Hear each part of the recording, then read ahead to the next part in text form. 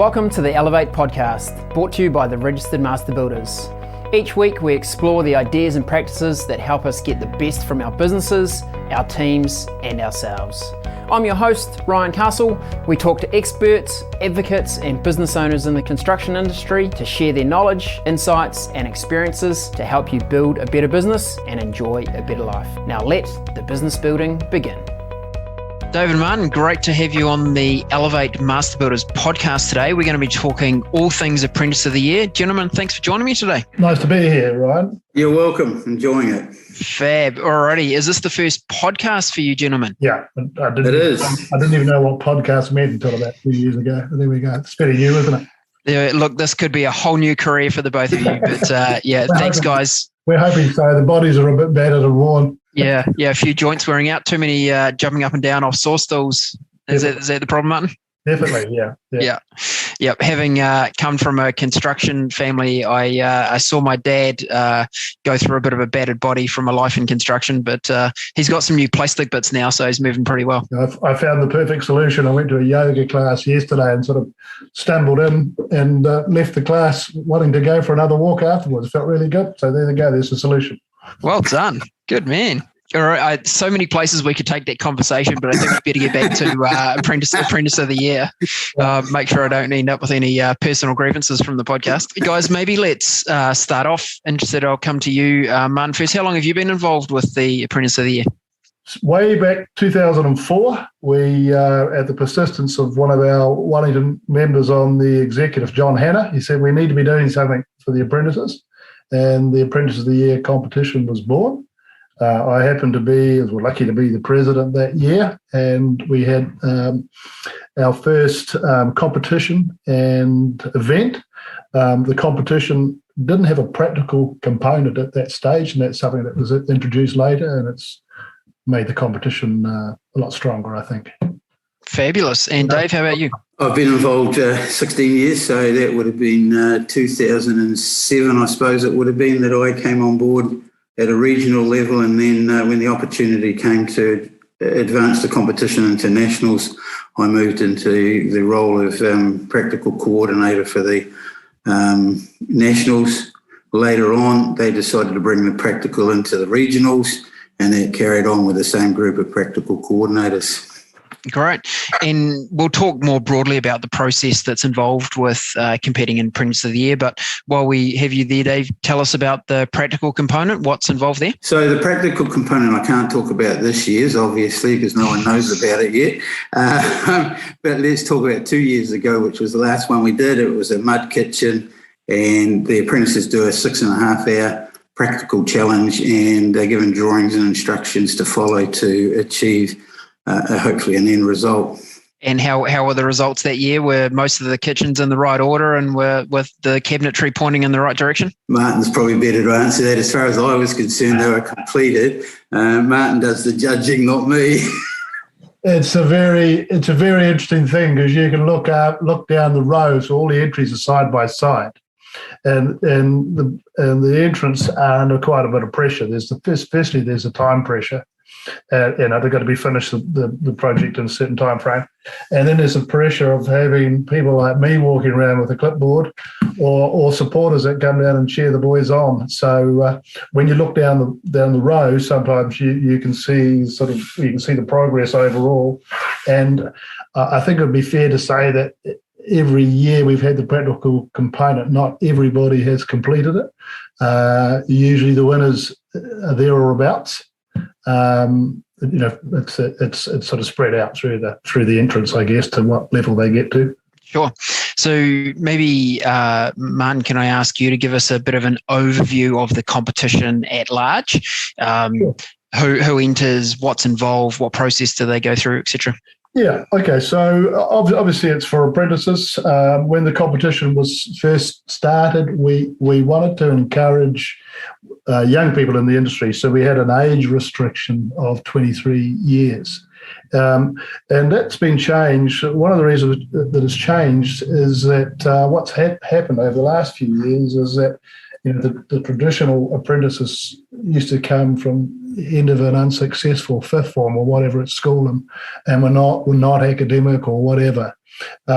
Nowadays they're coming from a broad range of ages and sectors, and sometimes have come with with university degrees or many years in another career. We've had one female apprentice who came from the Forex room. She was a money dealer and went for a change of career.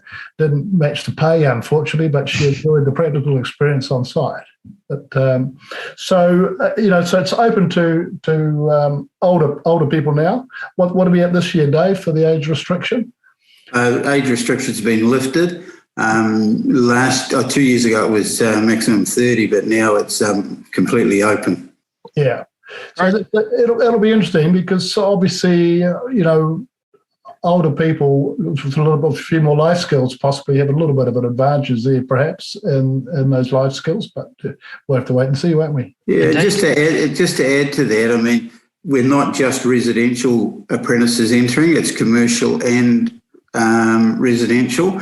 And interesting, a few years back, people were commenting it's a disadvantage to commercial builders to enter their apprentices into the competition. And that particular year, commercial took out first, second and third. So I don't think there's any advantage or disadvantage whether you're a residential or commercial builder. So coming back to the early Apprentice of the Year competitions when it started, so when we got into a national competition, there was pressure of time and what time that competition took to run.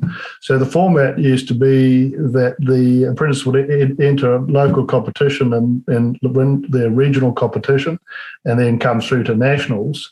And the judging was based on a project or a submission that each apprentice put forward on a project that they had worked on, and then a 40-minute interview with the judging panel. And we've had some really great experiences meeting some of these guys, and it's got some very funny stories. And perhaps a couple of them I can't tell, but through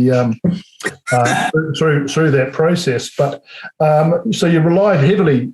Going back to that, you relied heavily on these two ways to pick one from the other, and it was felt by guys like Dave, I guess, or and a lot of people that if we introduced a practical component, we'd get a much better, broader look at the apprentice's skills. And outside everything else, it is a competition for boys to demonstrate the skills and the skills they're learning in the industry. So this is pretty important. And what it did in terms of judging is it gave us, we found we're looking far more for an all-rounder than someone who was perhaps really strong in the interview or very strong in the submission.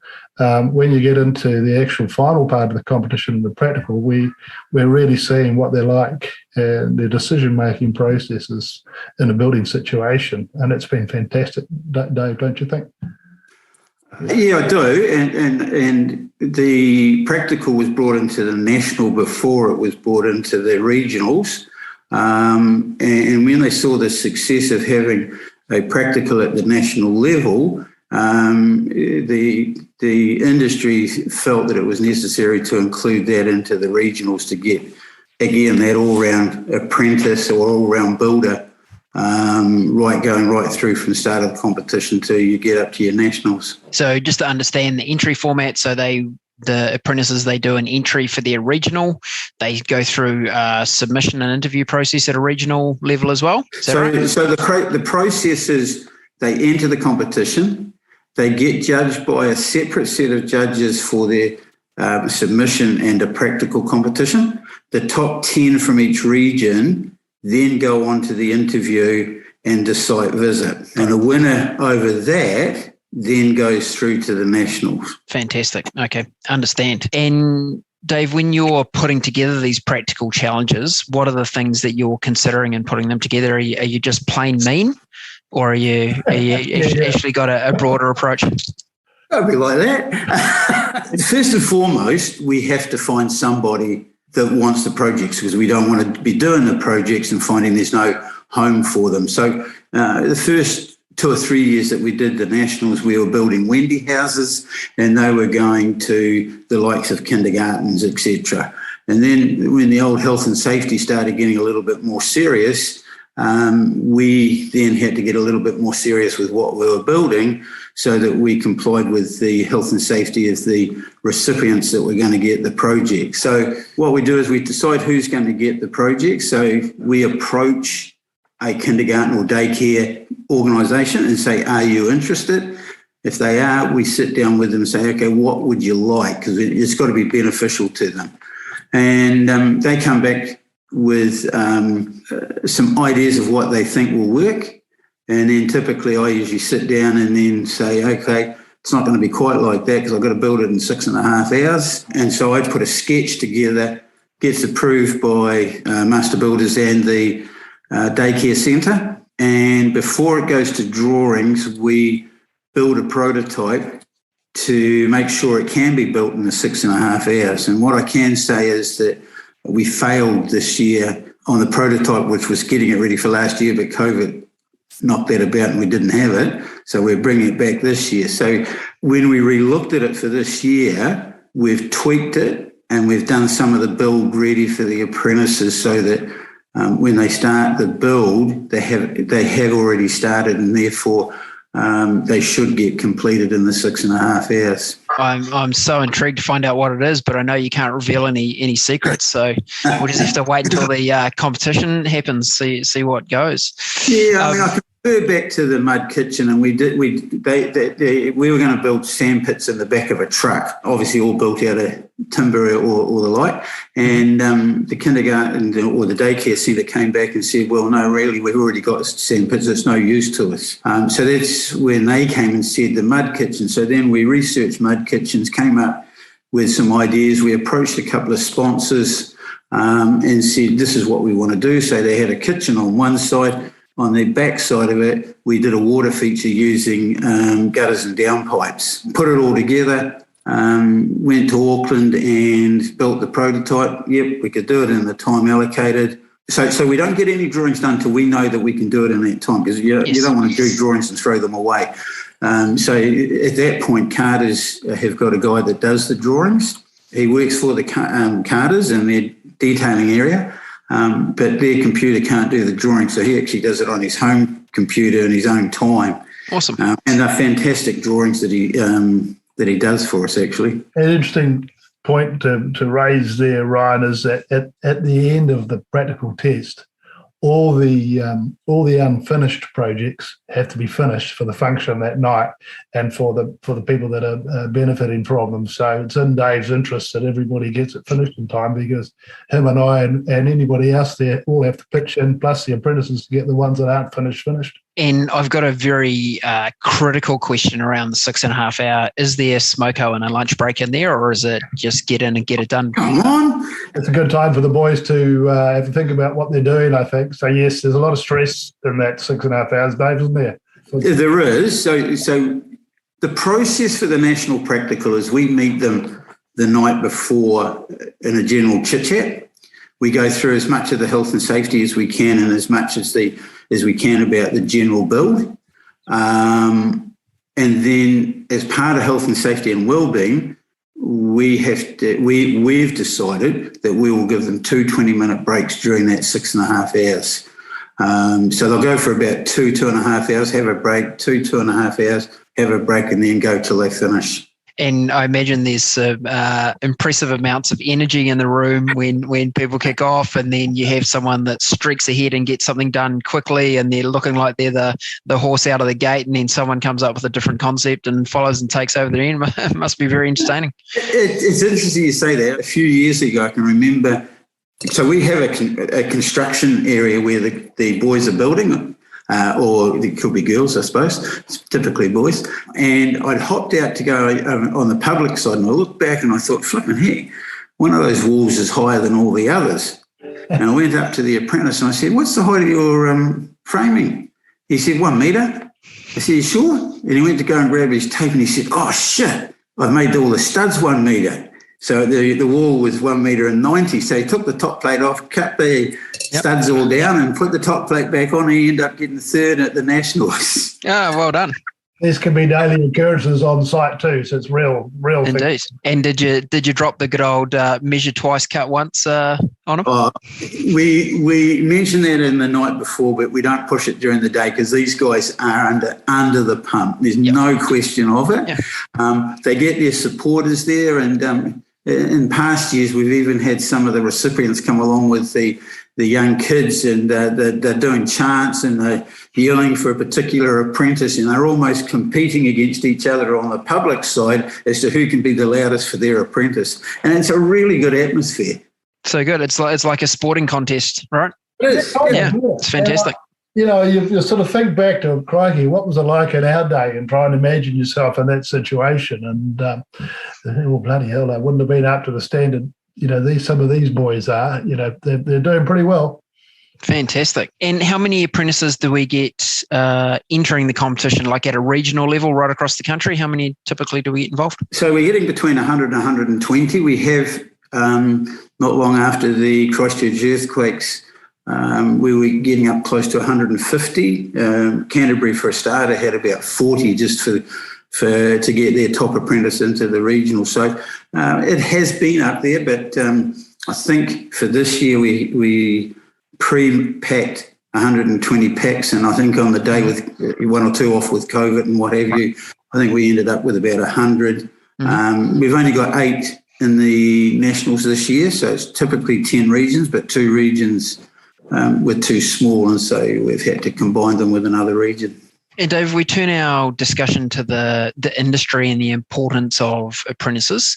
What's your view on what apprentices bring to the industry? I've always said, and I always will, apprentices are the future of the industry. And there's no question of that. It doesn't matter where you put yourself and how you put yourself there.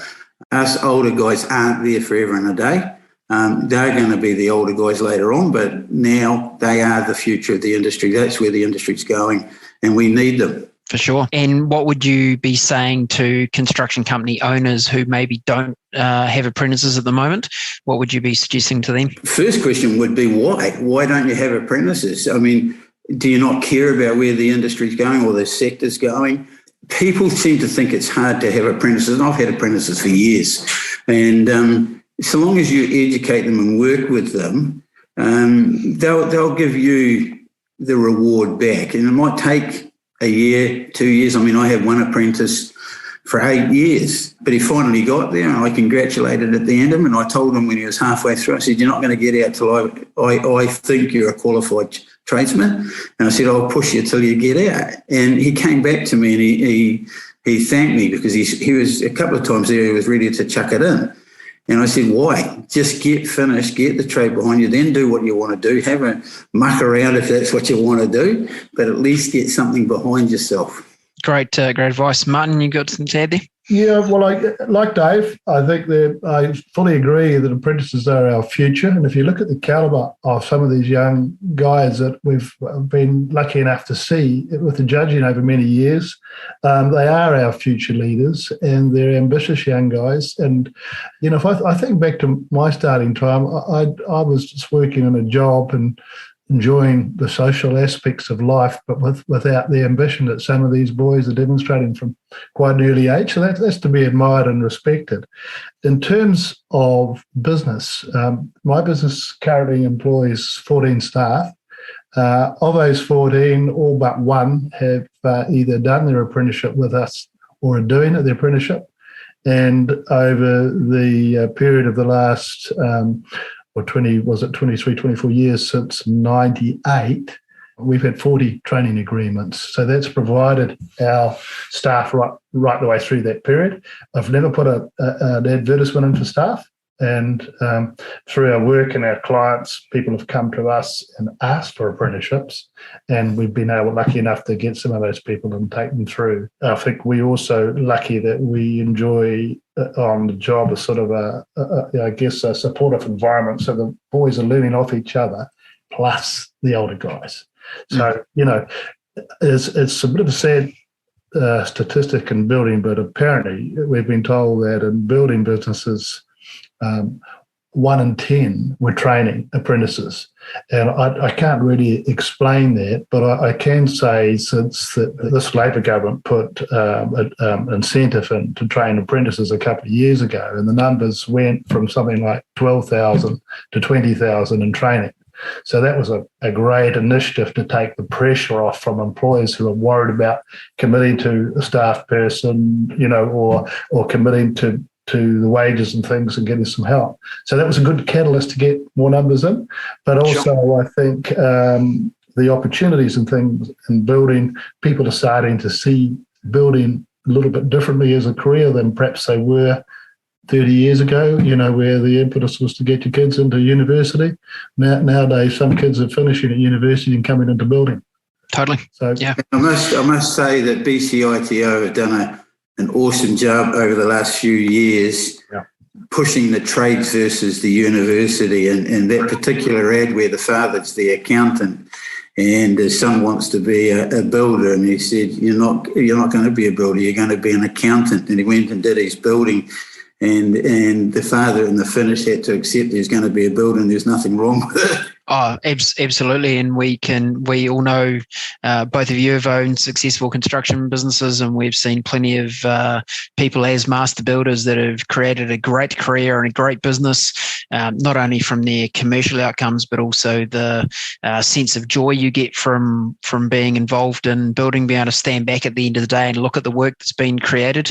I think there's a lot of fantastic elements going on there. I'll just add one thing there. I mean, I look around Wellington and I look, I built that and I built that. But the other part of it is that most of these guys that are getting to the national level will have their own businesses. As much as their current employers may not like it, they will be in their own business, or they'll be up to site manager level, project manager level on a commercial site. Fantastic.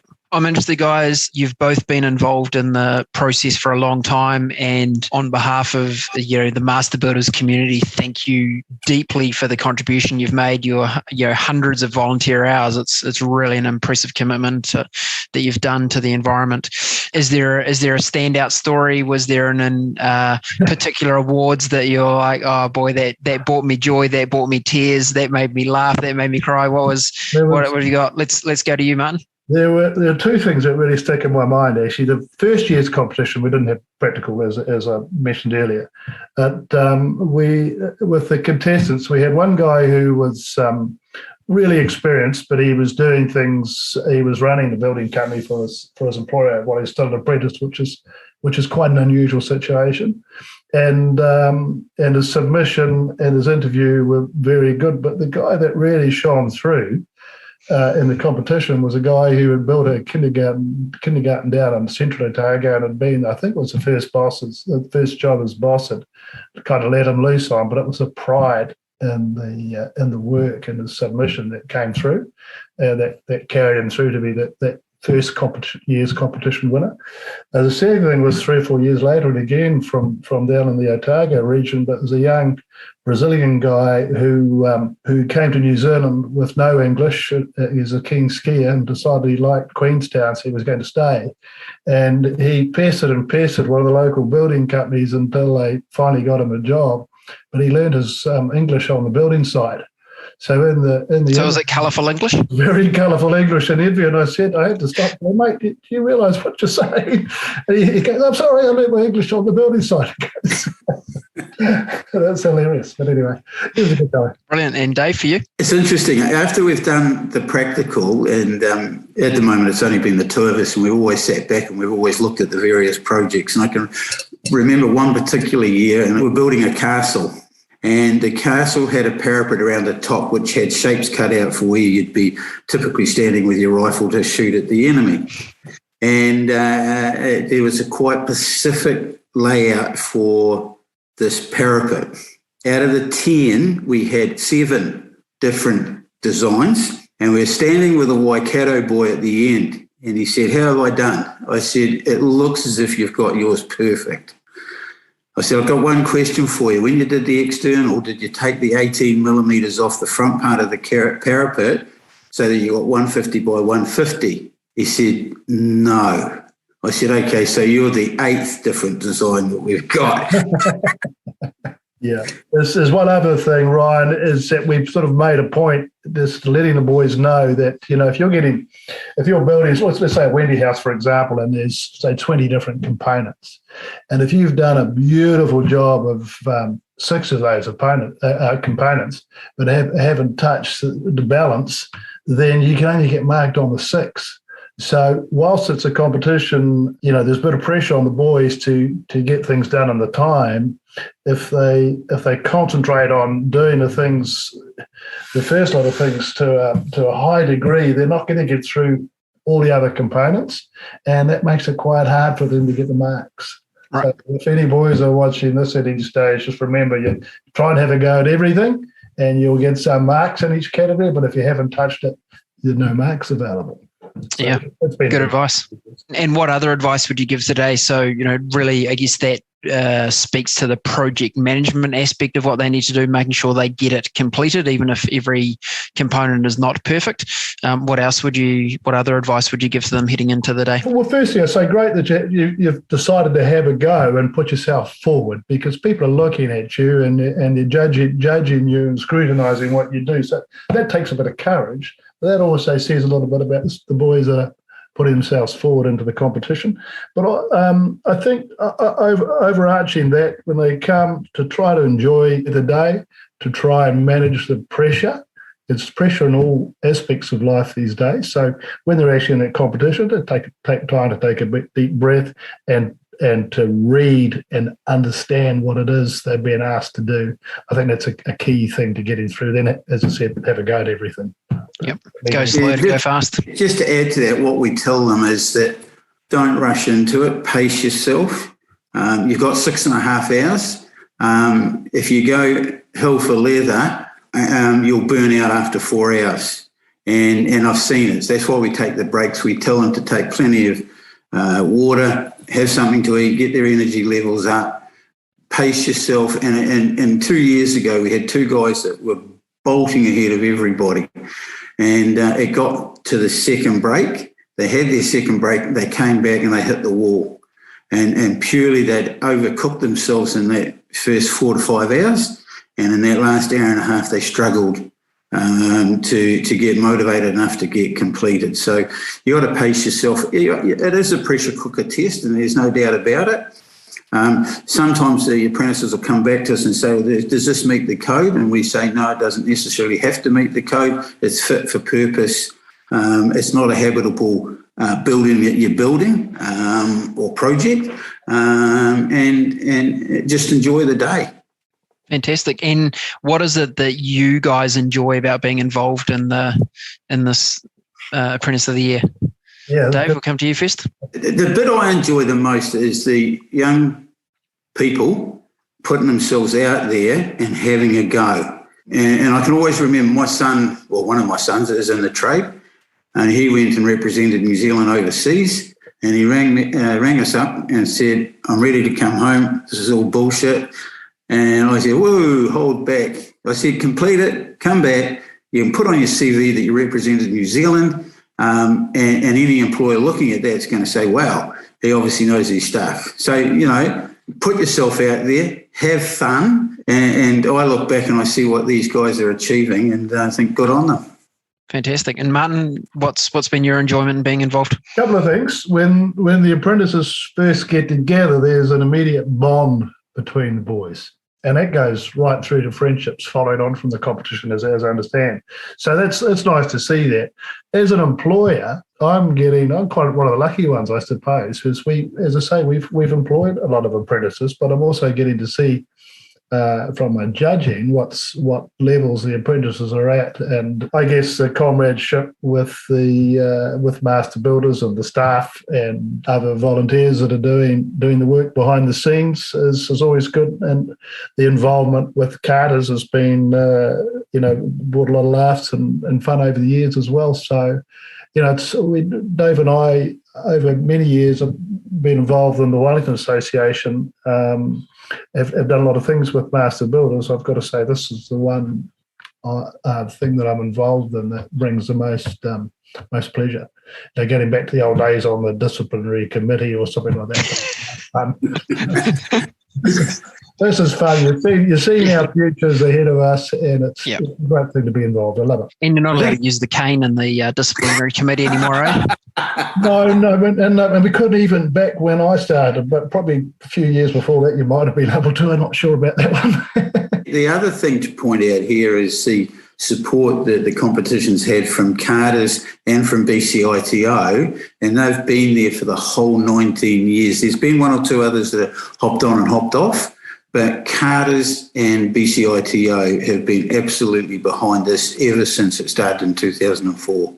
Brilliant. Yeah, great acknowledgement, because we know that things like this don't exist without contributions from those types of organisations. So well said there, Dave. Yeah, and significant contributions too, Ryan. You couldn't say enough about them, really. That's it's been fantastic, and it's always, I've been a placemaker's customer for many years. And I enjoy meeting the Carter's guys. They're great. Yeah, this might be the year that they turn you. Who knows? Well, they're trying to. We'll see. We'll see. Guys, we've got a underrepresentation of females in our industry. I've had the pleasure of having some other people on the podcast that are looking to increase our gender diversity and bring more females in. Do you know, are there any female entrants in the awards this year, in the finalist awards? There's none in the nationals. There were some at the regionals. We have in the past had two ladies enter.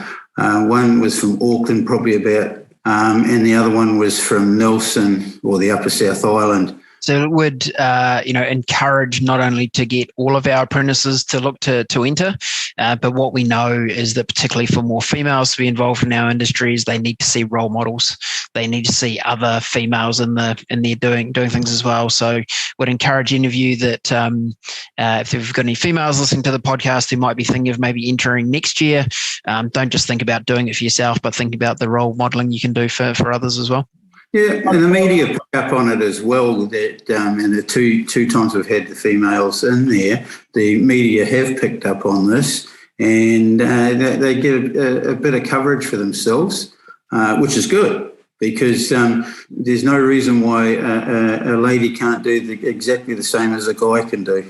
Ryan, we've had 3 female apprentices in working in our business. One of the girls, her work was as good a standard as any of our guys have had over the years, and she is self-employed in the industry still. My mother grew up in London during the war as a young girl, and I've always been quite interested in World War II history.